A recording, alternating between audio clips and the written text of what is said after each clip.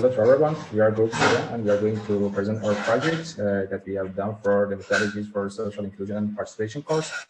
The title of our project is the contemporary problems of the public design, specifically exploring hostel architecture style in the London. Next slide. Starting with theoretical framework, first we are going to give a definition of the public spaces. One of the main ways of organizing space in the cities is through defining some places as private and others as public. Private spaces are protected and set apart from the rest by a complex system of signification. On the other hand, public places are expected to be accessible to everyone, where strangers and citizens can enter with fewer restrictions. This is stated in various forms, such as streets, squares, plaza, marketplaces, and parks, and they play a wide range of roles that can be classified as physical, ecological, psychological, political, and economic. Next slide.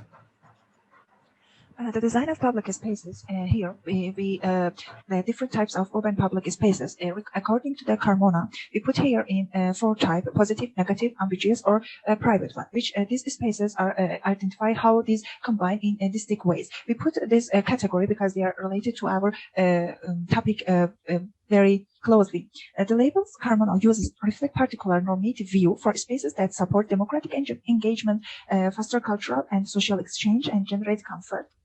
And here we put the space, these 4 types of public space category with different types. For example, the negative space is involved movement space, service space, leftover space, and undefined space, which these negative spaces are more related to our topic by describing hostel architecture and its type. The hostel architecture is a sub-expression of social division through urban design, mostly associated with the homeless. These include public spaces that are constructed or altered to discourage people from using them in a way not intended by the owner. The 4 types of hostel architecture we can see in this slide. The first one is existing furniture can be modified into a defensive type by adding armrests between benches. This action not allow people to sleep, or the benches are made anti-hobo or boom-proof, making it difficult and less comfortable to lay down. The second one is the components are added to a space to prevent a portion of its uses, and bending starts on flat surfaces, sloped window sills, and water sprinklers. The third one is the entire furniture can be removed to avoid the function, such as removing benches in a mall. And the fourth one is 2 basic defensive designs use color and sound to maintain a strategic distance from undesirable contacts. Anti-teen music, such as classical music and high-frequency sounds only young people can hear, are employed to discourage people from congregating at some places. Another important topic of hostel design in urban spaces is accessibility. Accessibility basically is about including people with reduced mobility, and it's called, since the 1960s, universal design. Universal design recognizes 2 types of disabilities, the ones that are permanent and the ones that are temporary.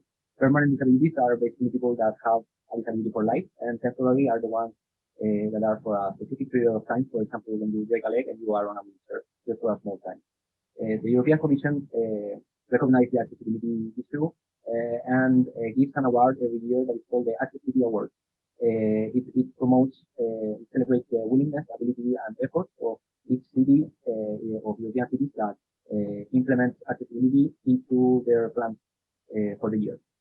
Accessibilities are defined by them as accessible cities are defined by them as cities that provide equal access to fundamental rights and that improve the quality of life of everyone, regardless of the age, mobility, or ability.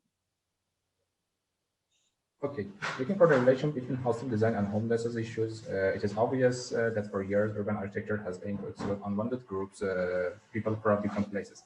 A famous example of it is the gated community, where a wall and a team of security guards keep out unwanted individuals. In recent years, the desire to exclude unwanted behaviors and people has moved into the public sphere that led to the establishment of the defensive planning. For example, despite the fact that the available seating is one of the most important features of the urban space, hostel arch benches, as a government typology of hostel architecture, restricts individuals to act freely in the open spaces. Or surfaces are another major target for hostel architecture, and the sleeping route is generally targeted the most. Peak years are a well-known technique in hostel architecture, that these devices are targeting a range of individuals, specifically the homeless people and the escape workers. Anti-homeless spikes are another aggressive techniques used against the homeless people and highly affected the ability of individuals to interact with urban spaces. The next slide, please. Here I'm going to introduce a bit London, the city that we have chosen to investigate the use of hostile architecture in public spaces as the case study of our project. London is the capital and the largest city of England and the United Kingdom. It has been a major settlement for 2 millennia, and as it was grown over 2 millennia, the city has developed a rich network of open spaces. For example, parks, squares, woodlands, alleyways, side streets, and marketplaces. In the 19th and early 20th century, London's spaces began to open up with the new green spaces, but recently the UK, and specifically London, with highly securitized and surveyed urban environment, has been a central site of many of the kinds of shifts in the urban architecture formed in public spaces that are introduced before. And besides the fact that there are a high number of homeless people in the city of London, that's why we have chosen London as our case study. And we are going to explore 2 different viewpoints to the hostile architecture in the public spaces, the one with positive feedbacks among the governmental body in the London, and one with the criticisms in the eye of the people and journalists and generally in the public. The next slide. So, according to the next plan, the Office of the Mayor of London says that they are doing the thing absolutely right. They recognize in their view 5 specific problems in the city that we can see on the slide, and they propose through a strategy 5 main topics that involve 39 strategic actions. You can see that there are 2 topics that have more action, and some of the others have less. Next one, please. So the urban spaces problems are addressed in the topics number 1, 4, and 5. We can see that each main topic has 4 categories, and also that some categories have also more objectives inside than others. This reflects about the priority the city is giving to some issues over the others. And as I said, urban spaces are scattered around different objectives. Next, please. They also, according to their own data, they have identified zones where the rough sleepers are placed in the city, and also have information about how many people are sleeping on the street each quarter of each year. Here we talk about the negative points of this our case study, which use hostile architecture in London. The famous one is the spikes, which put in the front of the private building. The fence architecture is invisible, but only an underprivileged person who seeks shelter can see these as elements for what they represent. Studs were introduced in recess of high-end and high-rise in South London. The controversy began on Twitter after a user known as a ethical pioneer posted a photograph of the studs. Posting on media, alleged anti-homeless spikes turned into the subject of news stories. The discussion incited vocal discussion about urban space, vacancy, and obviously new and old elements in the urban sense, antagonistic design. Several interviews were conducted by the media with onlookers and passers and with residents of a building. One resident states, "I feel really uncomfortable having this spike in front of my home," but others supported the installation of this spike against the homeless people. And the Boris Johnson, the mayor of London, was also questioned about the use of spikes during an interview.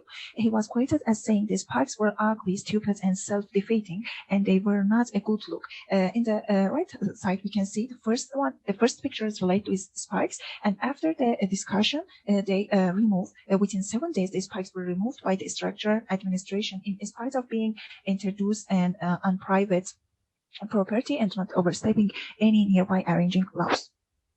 And another negative point related to respect and rights, and entirely significant protest against defense design is the lack of regard with which the excluded groups are treated with. Some people say that they are treated like animals. One common perception between morals and philosophy is that people should not be objectified or instrumented. A user group defense architecture is not a problem only concerning the homeless. Looking at the wider picture, while attempting to keep the homeless away, uncomfortable conditions are created for the elderly citizens and pregnant women citizen as well.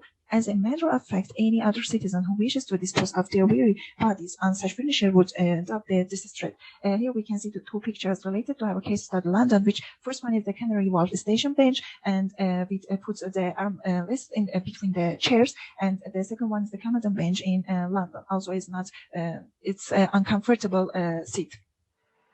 Moving to methodologies which we used for this research, you can see the content of methodologies. First, the next slide, please. Thank you. The aim of the research was, firstly, we identified the aim of the research. So the aim which we imagined was to investigate and understand how hostile architecture affects different kind of people living in the place or using the places. We took two different approaches, qualitative and quantitative. We used them both, and by mixing them, we used so-called mixed method. So we identify as well the data which we need for the research. So the data divides into different kinds, the secondary one and the primary one. The secondary one we will need for the start of the research, for the collection of the initial data on which we can work. So the secondary data is the data which we extract from external sources. So first of all, we need to investigate the other researches that were done on this topic or similar topics. We need to count or get the information from administration or local government on numbers of homeless people, for example, and how they differ from district to district. We need as well to understand which policies or which changes were done by local government or by whom they were done and why they were done, and understand what was the aim of those projects and if they achieved the aim of their projects by looking to the maybe archives, maybe records of such projects. Then we will need to use that data to base our research, which will be actually the collection of primary data, so the data that we collect. So we will need to identify the public spaces with a higher number of hostile architecture that was implemented there. We would need to map those places to understand the locations and understand as well the flow of homeless people from those places and where they go then if they move from that place. So one part of qualitative approach is to have these interviews and surveys with open-up questions that we need to address to several groups of people, such as residents, such as tourist agencies or actual tourists, local businesses present in the places. Of course, homeless people, local governments as another side of the issue, and NGOs if they did or did not work on such topics in the place. So as well, we plan to do ethnographical resume of lifestyle of homeless people by observation, by implementation of somebody else to their everyday life. So we could map the movement of homeless people over the places and understand why they move. Next, please. The methods which we, no, I think you switched the slide. Can you go one back, please? Okay. The methods which we will use to collect that data is pretty simple as we imagine it. So for the quantitative analysis, we will need to use maybe email requests to collect the secondary data, literature review to make statistics on what we will find. For qualitative research, we will need to use the multiple choice or open up choice surveys of perceptions. We can use the online formats like Google Forms, which everybody knows, so people can easily access to them. As well, we will use observations and field work. For that, we will need actual candidates, actual work group to go on the field and have criteria with themselves, which we'll need to identify for the field work to analyze the places in the field, in the place. To present that results and to make a visualization of results, we will need to use different tools such as graphical instruments like GIS, which we all know. For our video materials will help us to show the opinions and represent the people's perception of the place. And for the final stages, when we would like to do simulations and comparison with other cities on the topic, we will need to use graphical softwares, which allows to implement the data that we research, and they will visualize the results in easier way. So the methods that we will use are as well as our approach are mixed. So we have statistical and comparative methods. So we have graphs which will represent the numbers. We will map our data to see better, but as well we will have some words descriptions, so some brief sum ups of people's opinions after interviews or open up questions. We'll present them in photo representations. And comparative method we will implement in comparative part while comparing the City of London with other case studies. Next, please. So why this approach is the best in our opinion?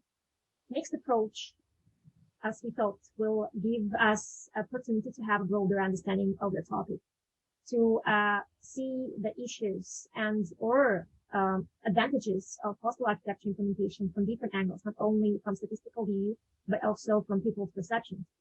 Bottom-up way, which we program to go, is will help us to stay objective on the topic, to not have the view from governmental or any other body, to have the view of starting from the simple people using the places, coming up to the local government. Fieldwork and statistical analysis will help us to avoid maximum of obstacles that we can avoid, because the statistics and fieldwork will provide us with lots of data which we would prove. So in the end, we program to implement this research in 17 months. You can see the steps that we want to do. We can prolongate the period if the results would be not satisfied, so like would not have enough data. We can repeat some steps. For example, initially we program to have fieldworks and observation periods in 2 different times of the years, in summer and in winter, because the lifestyle of homeless people or the uses of public spaces from generally other people is completely different in winter and summertime. So after each fieldwork, we will collect data, visualize data.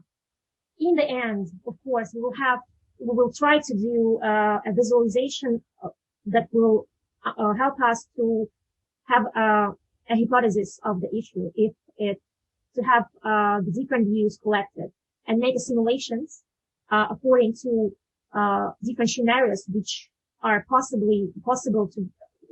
which can be done on these places. So the last step will take 2-3 months, while the field work maybe 3 weeks. So this is our research. Thank you very much. This is our program of the research and our references, of course. Thank you very much for that attention.